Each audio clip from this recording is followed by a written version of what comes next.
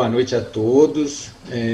Inicialmente agradeço aí o convite e a confiança de falar um pouco sobre a hanseníase, né, uma doença que já nos perturba há milênios e que até hoje a gente ainda tem muita dificuldade no seu manejo. A proposta dessa palestra, né, desse curso, é falar um pouco sobre a hanseníase, mas eu gostaria de dar um enfoque, principalmente na abordagem clínica diária, numa linguagem bem prática, que o diagnóstico da hanseníase ele pode ser alcançado e muitas das vezes eu vejo uma atenção básica, principalmente, ainda muito insegura nesse sentido. Então, eu vou falar no decorrer da aula muito sobre a apresentação clínica, as manifestações clínicas e algumas ferramentas, eu nem vou falar sobre laboratório, na verdade, algumas ferramentas do dia a dia que você pode definir o seu caso no próprio consultório, no sentido de facilitar aí o manejo, né, o diagnóstico e o tratamento da doença. Bem, rapidamente, só colocando aqui como a situação da hanseníase no mundo, né? Já de longa data, o Brasil ocupa o segundo lugar no mundo em relação ao número de casos novos, vocês veem aqui, né? Ele fica em segundo, o primeiro é a Índia, nós temos que considerar que a Índia tem 1,3 bilhão de habitantes, né? Então, acaba que a nossa prevalência ainda é maior do que o da Índia, né? Em 2019, foram 202 mil casos novos relatados no ano, e isso relatados por 153 países. O Brasil ele é responsável por 93% dos casos novos nas Américas. Isso é algo que nos causa um pouco de estranheza, tendo em vista o quanto nós temos países vizinhos e com dados mostrando que a hanseníase está, né, eliminada como um problema de saúde pública, né? Alguns dados são estranhos, como a Índia reduzir 6 mil casos novos num ano, né, de 2018 para 2019, né? Qual a causa disso? E mais interessante ainda é o número de pacientes, aqui nesse mapa, todo em branco. Vocês observam que 44%, né, 43%, 44% dos países no mundo nem declararam, nem reportaram nenhum dado à OMS. Então, por que isso? Né? Eu acho que aí começa o negligenciamento à hanseníase, né, e isso passa muito pelo não reconhecimento da doença. E esse é o grande problema no nosso dia a dia, e vocês vão ver que eu vou mostrar aqui para vocês.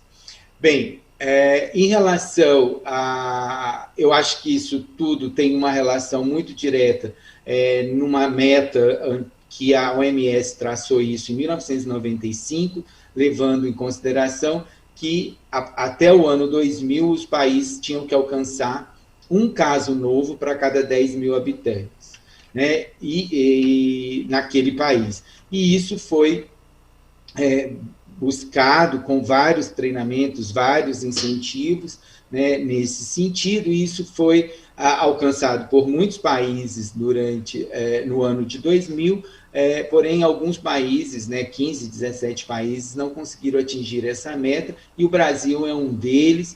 E, sinceramente, eu acho que isso se deve muito à expertise, que embora ainda em declínio no Brasil, mas a expertise em hanseníase dos nossos profissionais ainda ser, né, mais acurada, e nós temos uma rede SUS que atinge o país todo, e isso faz com que ainda tenhamos casos sendo descobertos, embora alguns dados demonstram que isso seja 3, 4 vezes menos do que é a realidade. Então, observem vocês aqui, numa série histórica de 85 até 2010, vocês veem que tem um aumento a partir dos anos 90, isso aqui é o efeito da poliquimioterapia. A poliquimioterapia começou, na verdade, em 1986, e isso foi levado na busca da meta Depois, de 99 a 2005, vocês observam que a curva começa a declinar. Isso aqui eu acho que tem um efeito dessa meta que a Organização Mundial da Saúde traçou para o mundo, e vários países começaram a correr atrás disso. Então, uma meta que você tem que diminuir, de repente, lógico, muitos movimentos foram feitos para que isso alcançasse, porém, nós também deixarmos de ver, deixarmos de correr atrás, de buscar, a meta também seria alcançada, porque os números deixariam de ser reconhecidos, os pacientes, e eles não virariam notificação, essa não notificação não vira número, não vira estatística. Né? E de 2006 para cá, embora nós tenhamos uma diminuição enorme com a PQT no número de casos novos, isso de 2005 em diante, esses números se mantêm estáveis, né? E eu acho que isso tem uma relação, né, um efeito aí com a pseudo-eliminação. Se nós pegarmos de 2006 a 2018, nós vamos de 300 mil casos novos por ano até 200 mil em 2018. E isso fica num sobe e desce, sem um declínio significativo. Então, eu acho que isso tem relação com a simplificação do conhecimento. A partir de 2000, houve um movimento de levar hanseníase muito para o diagnóstico da atenção básica, né? Eu sou totalmente favorável a isso, porém, essa atenção básica ela não foi preparada devidamente para o reconhecimento dos quadros clínicos de hanseníase. E, com isso, houve um desmantelamento dos serviços também especializados, principalmente. Então, a nossa busca, a nossa luta é fazer com que os pacientes sejam diagnosticados cada vez mais cedo, que é a nossa meta para evitar as incapacidades, né? Em 2019, o Brasil teve uma taxa de detecção de 13,23 para 100 mil habitantes. Isso é uma taxa que é dada como alta. Nesse mapa, vocês veem que só Santa Catarina e Rio Grande do Sul é dito como controlado, né? Essas cores são de média endemia, mas o que chama atenção são esses estados hiperendêmicos, como Mato Grosso, Tocantins e Maranhão, e de alta endemia também, como esses outros em vermelho. Em suma, nesse mapa acinzentado que eu coloco aqui, o que significa isso? Aproximadamente, 17 unidades da federação têm níveis de endemia para a hanseníase considerado alto, muito alto ou hiperendêmico. E nós temos que considerar que isso corresponde a aproximadamente 50% da nossa população, que está exposta a taxas elevadas, epidemiologicamente falando, de hanseníase, né? Foram 27.800 casos novos diagnosticados em 2019, né? E quando a gente faz uma série histórica, uma análise percentual, observamos aqui que há uma redução, por exemplo, 2014 para 2015, de 2,94%. De repente, você tem índices elevadíssimos, né, de 17%, isso aqui é operacional, né, de 16 para 17, um aumento de 5,8%, teve algumas mudanças, né, o próprio Ministério investiu em campanhas de busca ativa de casos, né, e vocês veem que aumenta. Ou seja, números muito grandes na taxa de detecção não condiz com a realidade da hanseníase, que é uma doença crônica que leva aí de 3 a 5 anos para começar as primeiras manifestações. Então, e esses números, eles são a realidade lá do campo? Não é que o nosso sistema de notificação é um dos melhores do mundo. Entretanto, volto a repetir, se eu tenho uma atenção básica que não consegue reconhecer a hanseníase, isso não vira notificação, né? E se não vira notificação, não vai transferir isso para os nossos dados no sistema. Então, só como exemplo, algumas campanhas de busca ativa que nós fizemos na rodoviária de Brasília, por exemplo, que era uma região desde 2008 dita como controlada endemicamente, e esses são alguns exemplos que nós mostramos de casos avançados que nós fizemos diagnóstico numa semana de atividade de campo que a gente fez lá. Além disso, o percentual de pacientes, o número de pacientes com anti-PGL1 elevado, se equivale também a estados, a regiões com grande endemia, com alta endemia. Então, é uma questão de ir atrás, ter iniciativa de fazer a busca ativa e, de repente, usar outras ferramentas também nos ajudariam a controlar melhor a endemia. Porém, isso é bastante difícil, né, para se implementar. Um trabalho recente que nós publicamos aqui, já é perto aqui de Ribeirão Preto, né, numa cidade de Jardinópolis. São Paulo é um estado que é dito como controlado desde 2008, e Jardinópolis é uma cidade bem perto aqui, são 12 quilômetros daqui, e que também tinha uma taxa de detecção bastante baixa. E a chegada de um especialista na cidade, na emergência, começaram-se a surgir os casos novos de rancenias. Então, esse é um trabalho que nós fizemos até o ano passado, foi até 2019, né? Esse foi o inicial, nós vamos publicar mais dados, mas vários casos, e muitos deles assim, bastante sutis, que nós vamos discutir como classificar, como definir esses pacientes, né, no dia a dia da clínica. Isso acabou elevando a prevalência de Jardinópolis, né? Isso aqui são todas as cidades da nossa região de Ribeirão Preto, e Jardinópolis se destacou com uma prevalência altíssima, né, de 23,61 para 10 mil habitantes. Né? Isso realmente foi um alarde, né? Mas nós tivemos também casos graves, né, de alta carga bacilar, com fenômeno de Lúcio, né, mais um dado que demonstra que nós não estávamos achando o inesperado. Era realmente a realidade, né, uma endemia oculta na cidade. Né, nós fizemos georreferenciamento, então nós definimos regiões aonde nós tínhamos a prevalência maior de casos novos de rancenias, investimos, mas vocês veem que nós cobrimos a cidade toda, hoje está bem maior, mas o que nós definimos é que a ideia do trabalho era mostrar o quanto esse número não era real, e de fato não é, e isso provavelmente deve estar acompanhando aí, acontecendo em várias cidades.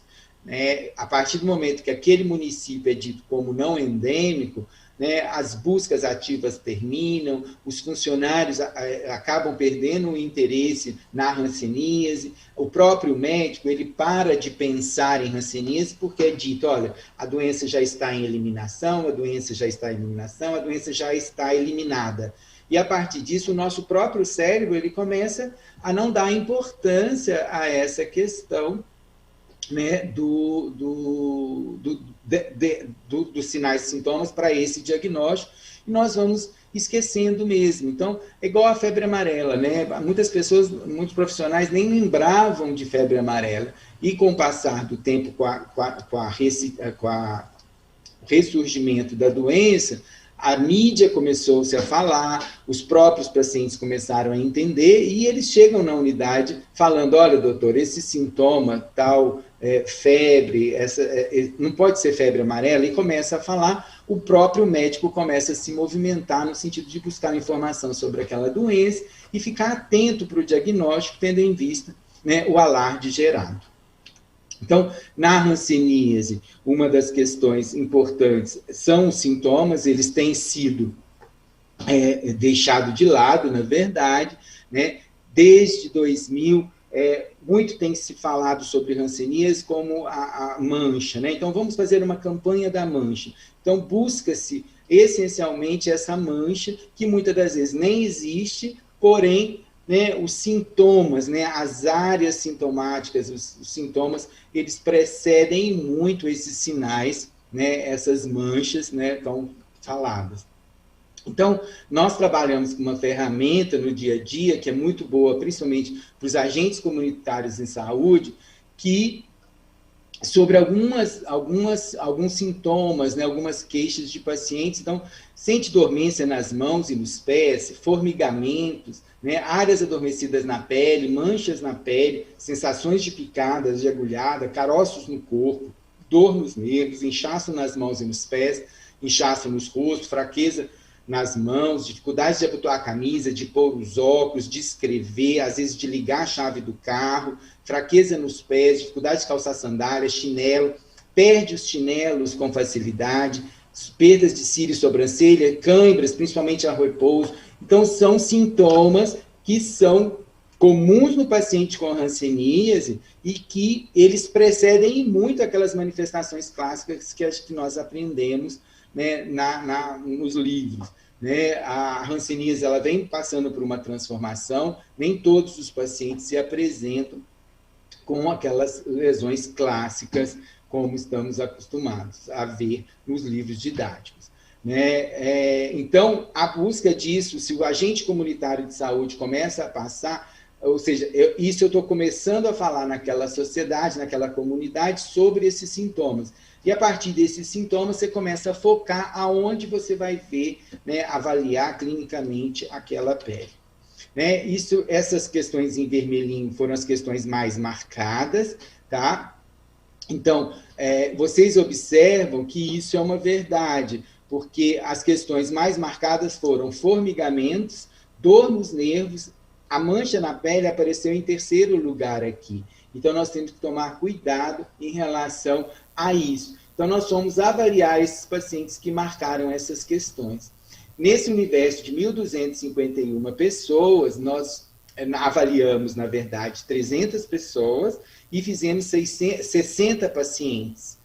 Dentre esses pacientes, coincidentemente, as questões de sintomas, elas foram mais importantes do que a pele. A pele passou a ser em quarto lugar. O mais importante foram dores nos nervos, né, formigamentos e dormência nas mãos e pés. E, por último, aqui em quarto lugar, as manchas na pele. Logicamente, nós também trabalhamos com o cruzamento dessas questões e as questões, né, como Q1, Q2 e Q7, que são relacionadas a dormência, formigamentos e dor nos nervos, elas apresentam um risco muito relativo quando é formigamento e dor nos nervos para a hanseníase. A pele ela só vai aparecer aqui em quarto lugar, cruzando com dor nos nervos, que tem um risco relativo de 5,8 vezes. Né? Então, esses pacientes precisam ser avaliados com mais precisão, porque a chance deles terem o diagnóstico de hanseníase é 5 vezes maior do que naqueles pacientes que não marcaram nenhuma questão no questionário. Então, esses sintomas neurológicos, eles devem ser lembrados e valorizados. Nós negligenciamos muito isso no dia a dia. E lembrando que a hanseníase, ela é uma neuropatia sensitiva e motora, tardiamente, assimétrica e focal. E isso tudo que eu vou estar passando para vocês no decorrer da aula. Para avaliar isso, nós avaliamos 179 pessoas, mais da metade do que a gente avaliou de questionários positivos, nós avaliamos questionários negativos também para fazer essas análises. Dentre os 300 avaliados com questionário positivo foram 60 casos novos, e dentre os questionários negativos fizemos 4 casos novos. Vocês veem que a detecção foi 20% para os positivos e 2,3% para os negativos. Isso deu uma diferença grande, né? E assim, a chance de um paciente ter com questionário positivo é 15 vezes mais para ele ser paciente de hanseníase do que quando o questionário dele for negativo. Então, é um instrumento importante para rastreio e checklist, e isso nós fazemos educação em saúde com a comunidade, com os agentes comunitários de saúde, e até para o próprio médico não esquecer de fazer essas perguntas no seu dia a dia, principalmente sobre os sintomas relacionados à hanseníase. O diagnóstico da hanseníase ele é essencialmente clínico, temos que lembrar que é uma doença espectral, e isso é um grande desafio, porque cada paciente vai ter uma evolução frente ao mesmo bacilo, né, ao mesmo agente. Então, essa foto eu gosto muito, que é do guia prático de hanseníase do Ministério da Saúde, que é do Instituto Lauro de Souza Lima, que mostra uma criança já com uma mancha hipocrômica importante, com as bordas bem definidas e elevadas, já um dimorfo hipocromiante, um dimorfo tuberculoide, que foi evoluindo com infiltração e nodulações, ou seja, ele foi, né, do polo tuberculoide ao polo virchoviano. Né? A doença é espectral. Né? Se eu não trato, se eu não invisto num tratamento, esse aumento de carga, e às vezes essa criança é exposta a uma alta carga bacilar, isso faz com que o sistema imunológico vá se modificando e ele pode evoluir para as formas muito avançadas. Então, a pergunta que eu faço, né, quais os sintomas essa criança não sentia anteriormente à presença dessa mancha? Né? Eram somente as manchas? Né? Ela não foi submetida a um exame de repente, né, dos nervos periféricos com propriedade, com as áreas de alteração de sensibilidade, um ultrassom de nervos, ou uma eletroneuromiografia. Né? Então, antes vem um prodromo muito importante que nós não damos um valor devido. Né? Lembrando que a hanseníase é uma doença primariamente neural. Então, acontece a infecção no nervo, o bacilo tem uma atração para as zonas mais frias, né? E isso ele vai fazer uma discussão ali com o sistema imunológico, e dependendo da reação que essa imunologia vai dar contra o bacilo, você vai ter como manifestação a lesão cutânea.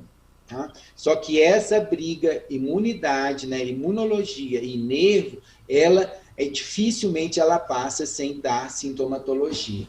Né, algumas considerações para o diagnóstico de hanseníase, né? O tempo de incubação é aproximadamente 5 anos, né? Você deve procurar sempre, se o paciente tem uma história epidemiológica, muitas das vezes ele é um contato, né? O contato, ele tem aproximadamente 8 vezes mais chance de adoecer do que quem não é contato para a hanseníase. A contaminação, a infecção, vai depender da carga bacilar e o tempo de exposição. Quanto tempo essa pessoa convive, né, com esse paciente que está lá bacilando. Há também uma susceptibilidade individual, há vários trabalhos demonstrando que tem famílias realmente que têm alguns HLAs próprios para susceptibilidade, outros mais para resistência. Então, muitas das vezes, tem famílias inteiras que só fazem as formas vichovianas, por exemplo. Então, a importância de se investir na avaliação desses contatos.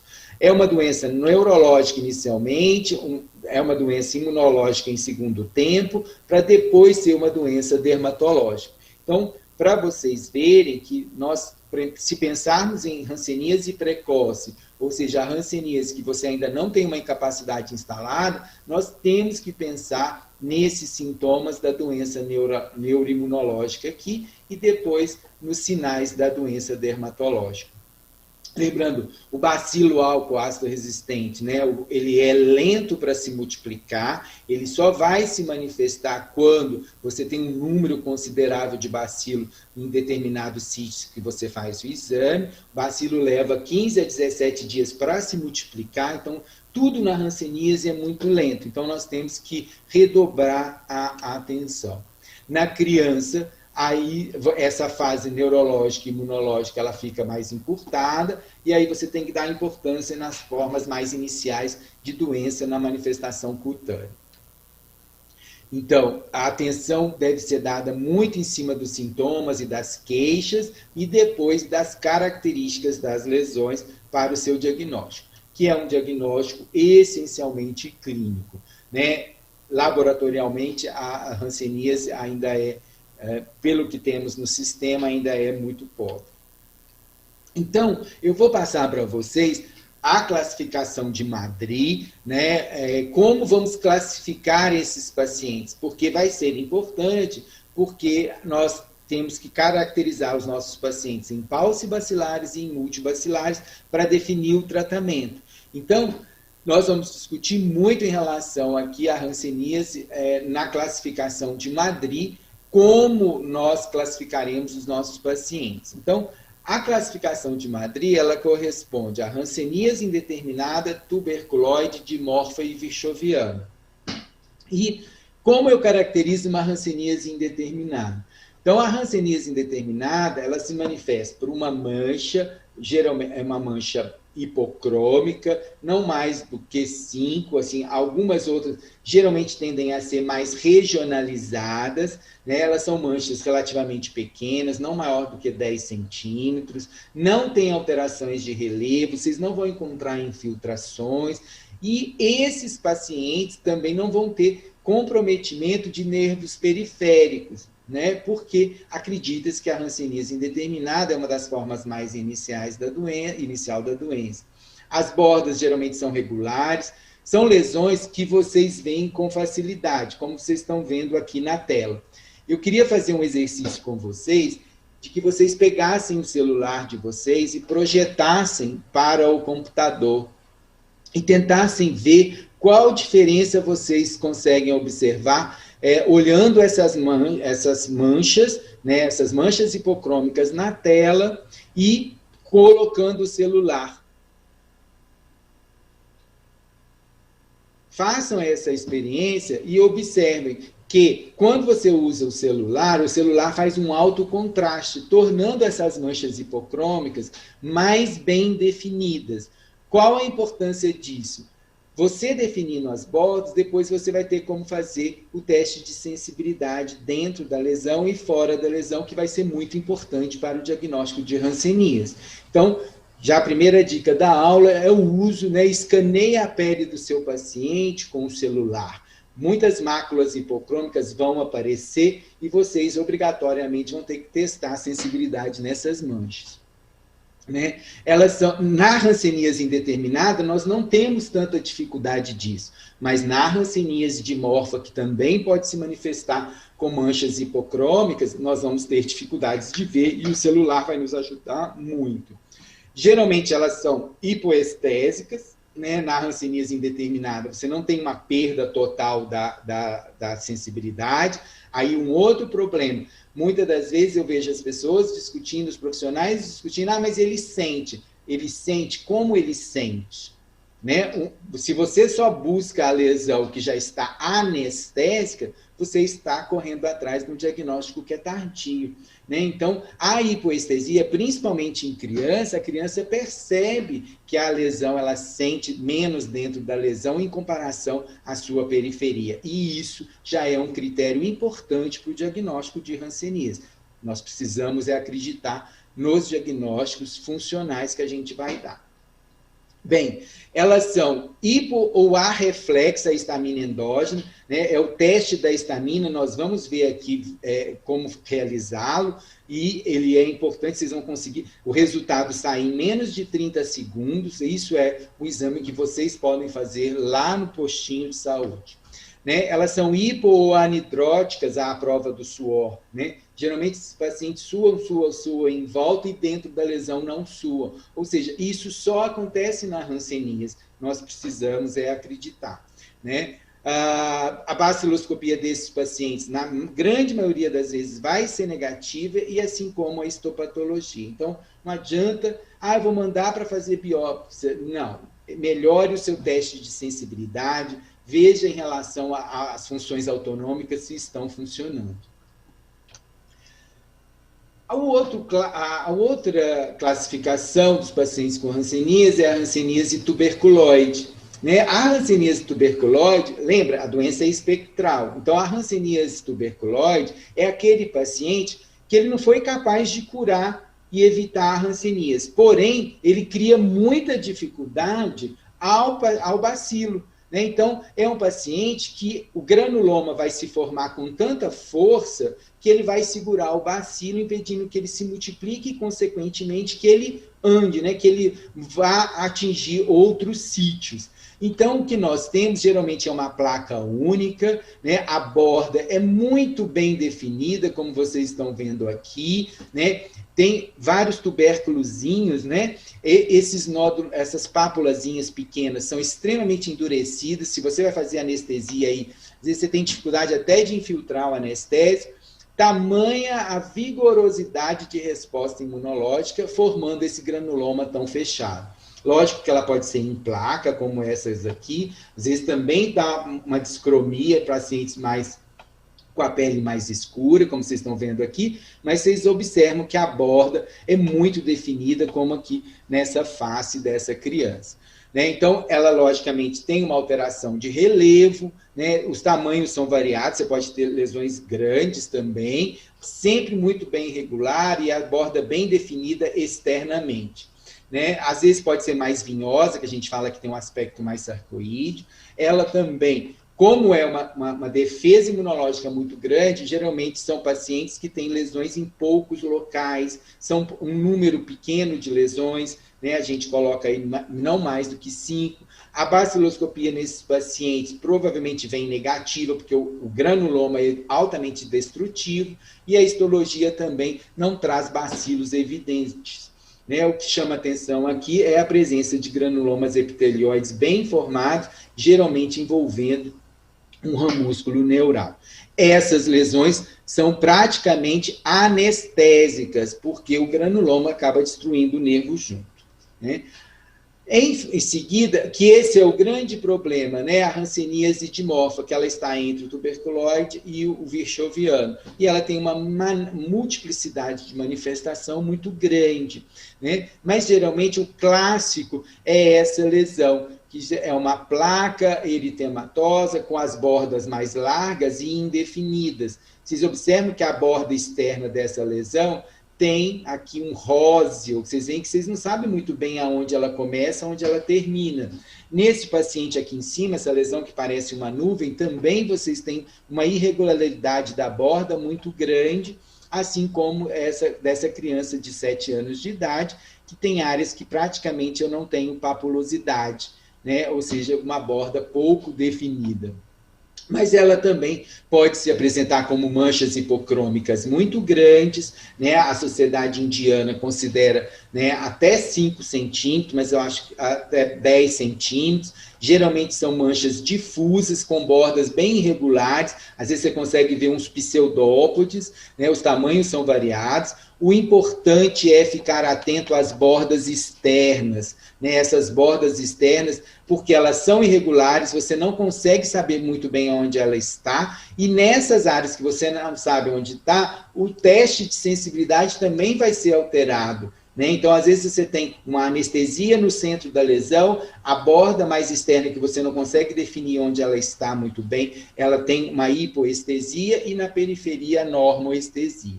Né? A gente consegue ver também as alterações da histamina endógena, que a gente vai ver, e esses pacientes geralmente têm nervos espessados, dolorosos, ou apresentando choque, né? Às vezes, muitas das vezes assimétrico, né? Às vezes mostrando até focalidade no próprio nervo, e isso a gente tem que examinar o paciente, tanto dermatologicamente quanto neurologicamente. A baciloscopia pode ser positiva, mas também negativa, a histopatologia idem, e aqui o granuloma começa a perder aquela força de granuloma epitelioide que a gente tinha na tuberculose, porque a imunidade está chegando. Então, começar aí a procurar as infiltrações. Às vezes você tem pacientes com uma hanseníase, por exemplo, dimorfa, que é essa lesão hipocrômica maior do que 15 centímetros, mas vocês observam que na borda o paciente tem uma área elevada, né? Ou seja, uma reação granulomatosa deve estar acontecendo aqui de baixo, por isso que ele tem essa manifestação. Né? Aqui é uma criança que tem uma face bastante infiltrada, e essa multiplicidade de lesão, esse quadro tão extenso, né, já é um dimorfo tendendo ao polo virchoviano, com uma resposta bastante mais humoral do que uma resposta celular. Essa criança, vocês veem como ela já é um quadro grave, avançado, já com mal perfurante plantar, e ela só foi diagnosticada porque ela queimou as 2 pernas dela na moto e ela não sentiu dor. Então, para vocês verem quanto tempo essa criança está exposta a bacilo, a carga bacilar que ela está sendo exposta. E uma outra pergunta que eu faço aos colegas médicos, né? Uma criança de 8 anos, quantas vezes ela já foi na vida no postinho de saúde para vacinar, para fazer o cartão, né, de Bolsa Família e etc. Fora as infecções recorrentes que podem haver nessa faixa etária.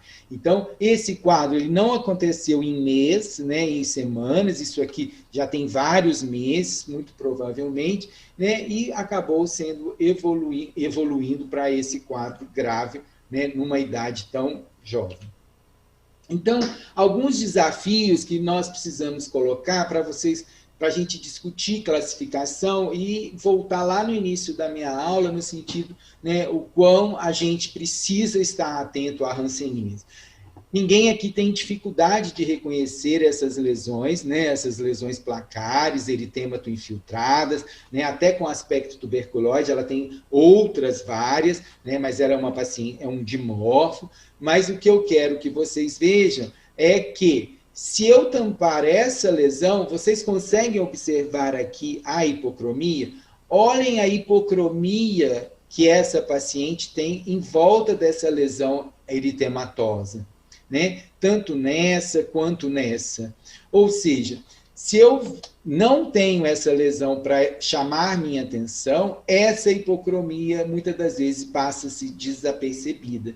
E essa paciente, muito provavelmente, essa lesão hipocrômica, ela já existia aí, e agora que nessa região a imunidade dela começou a se apresentar mais vigorosamente e reconhecer o bacilo. Então, se eu testo sensibilidade aqui dentro, é praticamente anestésica, mas nessa região hipocrômica eu vou já ter hipoestesia, né? E na área mais escura, que é a pele dela, normocrômica, aqui ela tem uma sensibilidade normal.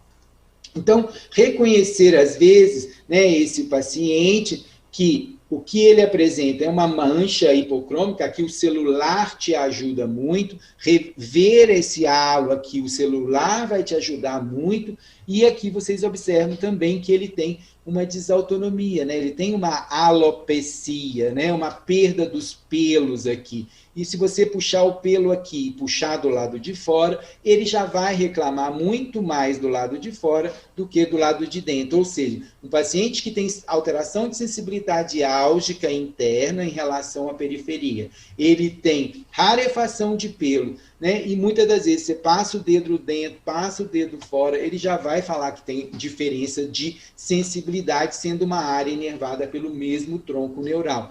Então, isso é característico de hanseníase e precisa ser valorizado.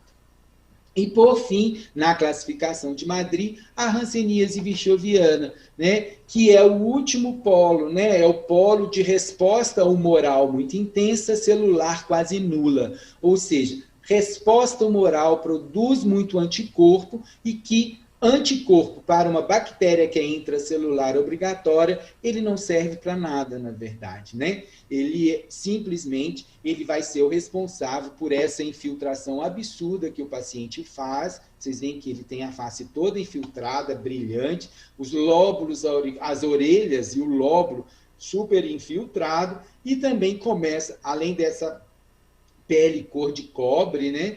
E, porque isso está tudo infiltrado, ele começa também a fazer os rancenomas, né, que aqui são áreas organizadas com mais de bilhões de bacilos, né, formando ali as suas globias, ou seja, mecanismos até de proteção e de se multiplicar. Então, ficar atento para essa infiltração, principalmente na face, nos lóbulos e no dorso, né? No dorso, muitas das vezes, você vê determinadas áreas, né, com infiltração assim, perifolicular, parece casca de laranja, né? Então, ficar atento a isso. Procurar os rancenomas, né, os nódulos, né, a distribuição das lesões, que são difusas e simétricas, né, as áreas são anestésicas e hipoestésicas. O paciente virchoviano ele é tão infiltrado que a gente tem dificuldade de definir áreas de sensibilidade normal, né? Então, isso acaba gerando uma dificuldade. Os nervos são sempre muito espessados, mais nos virchovianos do que nos demais. As baciloscopia, que é o que a gente tem de laboratório, né, na rede, é sempre muito positiva, altamente positiva. A histologia também é característica. Então, esses pacientes já é o paciente de alta carga e eles são os maiores responsáveis pela transmissão. Então, nós temos que buscá-los e tratá-los imediatamente para que pare, né, a sua transmissão da doença. Então, aqui só para mostrar para vocês em close os rancenomas, a infiltração do paciente, né? Às vezes em criança, olha como essa menininha que tratando aí com a clofazimina, como houve a hiperpigmentação de tamanha infiltração que ela tinha, e vários pontos que seriam os rancenomas. Era só uma questão de tempo, os rancenomas iriam aparecer, assim como esse menino com a face toda infiltrada. Então, ficar atento com essas crianças com o rosto muito infiltrado, crianças que são poliqueixosas, que sempre estão reclamando, é aquele que joga 15 minutos de futebol, ele já quer sair, porque ele está... Os nervos deles não suportam muito exercício. Então, isso não é comum para a criança, temos que pensar em rancenias e, logicamente, ver aí, né, se o avô, quem está cuidando dessas crianças, se não tem carga bacilar. Então, eu vou passar para vocês, acelerar aqui, que eu vou... sobre os testes de sensibilidade, né? Isso tudo é antigo, isso não é nada novo, foi apenas sendo deixado de lado no processo de simplificação do diagnóstico. Então, eu vou mostrar para vocês como avaliar essa sensibilidade, como avaliar o mecanismo vasomotor da pele com o teste da histamina endógena e a função sudoral, como fazer. Né? Então, onde buscar isso? Né? Então, começa assim, vamos examinar o paciente, esse paciente é dessa semana, de sexta-feira passada, na verdade, e ele era um contactante, né, de uma professora, e vocês observam, assim, é muito difícil reconhecer essa área hipocrômica aqui na região do tornozelo, e ele não tinha queixa nenhuma, né? Então, aqui, com o celular, ela fica um pouco mais nítida, e, né, aqui é o mesmo celular que tirou a foto do meu celular, é por isso que eu coloquei aqui, para vocês verem como melhora a nitidez da área de hipocromia com a câmera do celular. Isso é porque eles têm um alto contraste, né? E nisso, a gente acaba fazendo o teste de sensibilidade. Aqui eu uso monofilamento, só para vocês verem que a sensibilidade normal é tudo verde, né? Nesse ponto que coincide aqui com essa hipocromia inferior, ele está só sentindo o azul, que é 0,2 gramas, não mais 0,05, e o violeta na parte superior, que ele só sentiu esse violeta, que corresponde a 2 gramas. Então, mostra uma graduação focal da perda de sensibilidade. Isso aqui é característico para a hanseníase. Esse paciente de fato, também da semana passada, um paciente dimorfo, com várias lesões, né? E vocês veem aqui uma placa eritematosa com um halo hipocrômico e aqui a cor da pele normal, né? E com a máquina fotográfica, melhora-se mais ainda o contraste, olha como ela fica mais nítida, a área hipocrômica, distinguindo aí da área. E aqui, numa visão mais ampla, para vocês verem como ele tem lesão aqui em cima, lesão aqui embaixo, lesão aqui. Então, como fazer? O paciente em pé é melhor de ser examinado. Então, eu risco com a caneta, assim, uns 3, 4 pontos dentro da lesão, uns 3, 5 pontos fora da lesão, e na área de normalidade também para eu testar. Depois, o paciente vai me relatar se ele está sentindo ou não. E ele fala que está sentindo aqui nessa região, né, que é a área de normal, que é de normoestesia. Na área de hipocromia, ele pode até falar que sente, mas ele fala mais lentamente, no terceiro toque com o meu monofilamento, enquanto aqui, no primeiro toque, ele já relata que sentiu. Então, aqui já são áreas mais hipoestésicas, depois você checa, compara esse com esse. E aqui, praticamente, o paciente, às vezes, não sente, ou ele sente bem menos, então aqui vira 0, ou seja, mostrando as áreas de alteração dentro da lesão, comparado com a periferia. Geralmente eu uso caneta azul para sensibilidade tátil, usando o monofilamento verde de 0,05 gramas, e a vermelha, a caneta vermelha, quando eu testo a dor com a agulhinha. Né? Então, aqui está demonstrado. Então, para sensibilidade térmica, eu uso mesmo o cotonete. O cotonete, uma ponta eu molho com álcool, a outra ponta eu deixo ela seca. Isso o paciente tem que saber diferenciar as temperaturas. Geralmente eu testo isso em áreas normais, como fossa poplítea ou fossa cubital. e vou fazendo aleatoriamente, passando dentro da lesão e fora da lesão. Vocês vão observar que esse paciente se perde nas respostas. Sempre com ele, né, bem tranquilo, com os olhos fechados, ele vai te informando. A sensibilidade dolorosa eu uso a agulhinha de insulina mesmo, que você tem que explicar para o paciente que ele precisa sentir a dor, né, o AI, e a sensibilidade tátil eu uso muito o monofilamento do estesiômetro, mas se não tem, usa um fio dental ou até mesmo um graveto fino, uma coisa nesse sentido. Mas ele precisa ter diferenças de sensibilidade tátil. Então, aqui é um videozinho só para vocês verem eu usando o monofilamento verde. Eu não vou passar todo, mas só para vocês verem. Ela tem uma hipocromia, ela tinha uma queixa importante. E o monofilamento, que a gente toca 3 vezes sucessivas. Não. Bem pouquinho. Aonde está 0, ela não responde. Tá vendo? Então, vai se fazendo isso para vocês definirem as áreas de alteração e sensibilidade. E depois você chama o paciente para ouvir, conversa com ele, olha, você não sente igual em toda a superfície que deveria sentir esse monofilamento. Outra maneira de avaliar a sensibilidade, esse menino tem uma lesão no dorso, é deslizando, às vezes, um fio dental ou até mesmo um monofilamento. Vocês veem que ele sempre quando chega perto da lesão, ele informa que para de sentir ou sente diferente. Então vamos lá. Com outros monofilamentos mais grossos, a mesma coisa. Agora, Bem aqui, ó. vem aí, agora vamos lá. Agora com o azulzinho, tá? Que é mais fino, tá bom? Ó, vamos lá. Tá sentindo?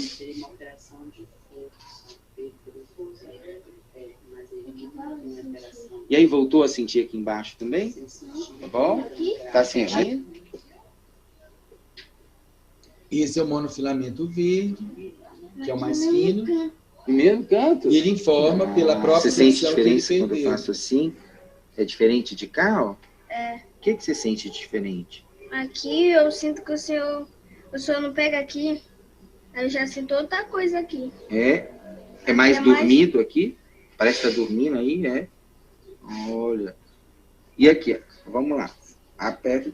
A sua força daqui, desse dedinho, é mais forte ou mais fraco do que esse? Esse daqui é mais forte, esse daqui é mais fraco. Ah, legal. Vamos lá. Força, força, força, força, força. Força, força, Vocês veem que força. ele não tem força nenhuma, ele usa o antebraço. Enquanto no outro, olha... Força, força, força, força, força, força. É bem mais resistente mesmo. Então, é um paciente com uma lesão única hipocrômica, mas se eu não avalio todo o contexto, né, eu não observaria essa perda de função já nesse membro superior direito desse menino, e nisso, isso não é comum na hanseníase indeterminada. Ele tem uma alteração troncular, mais uma lesão hipocrômica, ele deve ser tratado como um dimorfo e tratado como multibacilar, né? Mas é uma outra maneira de avaliar a sensibilidade tátil também. Essa é uma paciente que nunca percebeu que ela tinha lesão, né? Vocês vão ver aqui, quando começar o vídeo, olha a hipocromia, Vamos lá. de uma maneira grosseira. Eu passar a mão aqui é igual eu passar aqui? Ó, aqui é igual aqui.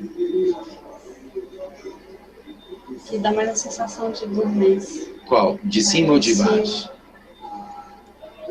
Aqui é igual aqui? Não. Onde foi mais forte? De cima ou de baixo? Aqui é igual aqui? Onde foi mais forte? Embaixo. Ou seja, você faz várias vezes para certificar, mas isso só acontece na hanseníase. Então, isso tudo a gente já estudou, a gente calculou vários índices de alteração, né? É um trabalho que está sendo publicado agora. Quando o paciente tem pontos anestésicos ou hipoestésicos dentro das lesões, quando mais de 50% dos pontos testados estão alterados, isso tem 98% de sensibilidade e 99% de especificidade para a hanseníase, comparando a periferia que está normoestésica. Quando você faz a diferença do índice dentro, que geralmente é muito alto, com o índice do lado de fora de pontos alterados, que é muito baixo, isso Quando isso for maior do que 34% de alteração, tem uma sensibilidade de 100% e uma especificidade de 97%. Nenhum exame laboratorial na hanseníase tem essa sensibilidade e especificidade para o diagnóstico. Para vocês verem como depende de nós, né, do profissional de saúde, de médico, de correr atrás, de fazer esse exame e comprovar aquela ilha de alteração de sensibilidade, que isso é um marcador para a hanseníase. A sensibilidade alta que eu uso é a agulhinha, eu faço esse martelinho para ficar mais fácil. Aqui é só para vocês verem como eu aplico. Esse aqui é uma agulhinha, ó. O que o Titi quer? Eu quero saber se você sente essa picadinha aqui, ó. Tá sentindo? Tá vendo esse ar? É isso que eu quero ver se você vai sentir. Eu vou tocar em vários pontinhos, inclusive lá na mancha que você falou que tá dormente. Tá bom? Então vamos lá. Eu tenho vontade. Sentiu aqui? Senti só coisa da agulha. Mas não sentiu o ar, não? Ó. Sempre começa, principalmente em criança, dentro das lesões. Aqui. Depois vocês vão por fora. Aqui. É diferente daqui, ó? É. Ah, aqui doeu mais? Ó, aqui. Aqui. Então vocês veem que requer, né, paciência, tem que assistir para ver, sentiu? E garantir que você Aqui. está fazendo o diagnóstico da neuropatia da hanseníase. Né, a sensibilidade térmica com o cotonete, usando o álcool, vocês vão ver aqui o álcool seco. Então, álcool, que é meio geladinho, e aqui é o seco, que temperatura ambiente normal. Então, quente ou frio? Esse é quente. Quente ou frio? Esse é frio. Ótimo. Quente ou entendeu o teste? Frio. Quente ou frio? Quente ou frio? Quente ou frio? Quente ou frio? Frio. Quente ou frio? Quente ou frio? Frio. Quente ou frio? Eu acho que é quente. Quente ou frio? Eu acho que é quente. Quente ou frio? Eu acho que é Quente ou frio? quente. Acho que é Quente ou frio? quente. Quente ou frio? Acho que é quente. Quente ou frio? Vocês observam que ela vai falando, Quente ou falhando, frio? né? Vai começando Quente a ou pensar. frio? Isso tudo Quente é ou medular, isso não tem que Quente requerer ou frio? pensamento, né? Isso Quente que nos ou frio? protege. Quente. E aqui a sensibilidade com o Cotonete, tubo de ensaio. álcool, que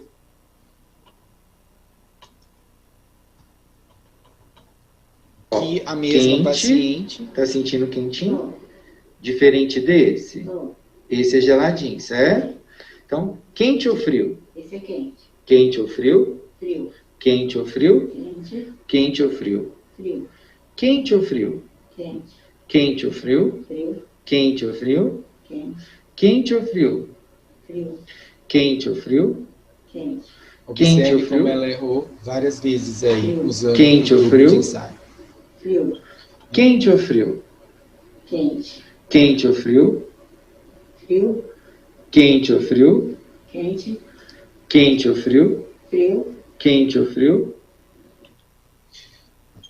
E, dando continuidade às ferramentas auxiliares para avaliar as desautonomias, né? O que nos faz suar. Então, muitas das vezes, o paciente tira a roupa, a gente está avaliando, está muito quente, observe como ele está suando. Então, esse paciente tem várias manchas hipocrômicas, olha, só sua em determinados locais. Essa região é nesse close aqui. Então, vocês veem que na periferia, a sudorese demais, dentro da lesão hipocrômica, praticamente anidrótica. Isso é um processo de vicariância, né? Quando se perde de um lado, a periferia começa a responder. Então, também é uma ilha de alteração autonômica, isso só acontece na hanseníase, tá?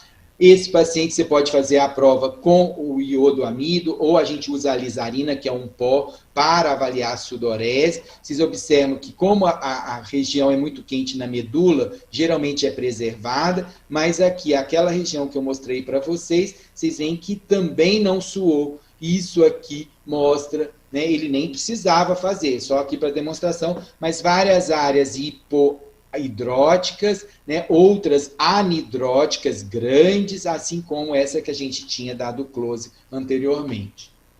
Então, não tem a lisarina, eu tenho iodo, tem polvidine, passo o polvidine e joga o amido de milho, que é a maisena mesmo, 5, 10 minutos de exercício, às vezes dentro do próprio consultório, vai lá tomar um café e volta. Quando você volta, você vai ter essa surpresa, olha como a hanseníase já tinha cometido esse menino. O normal é ficar tudo dessa cor, né, vinhosa, até às vezes parecendo um azul de tão forte. Então, mostrando aqui quanto a desautonomia já está ocupando a superfície cutânea desse paciente.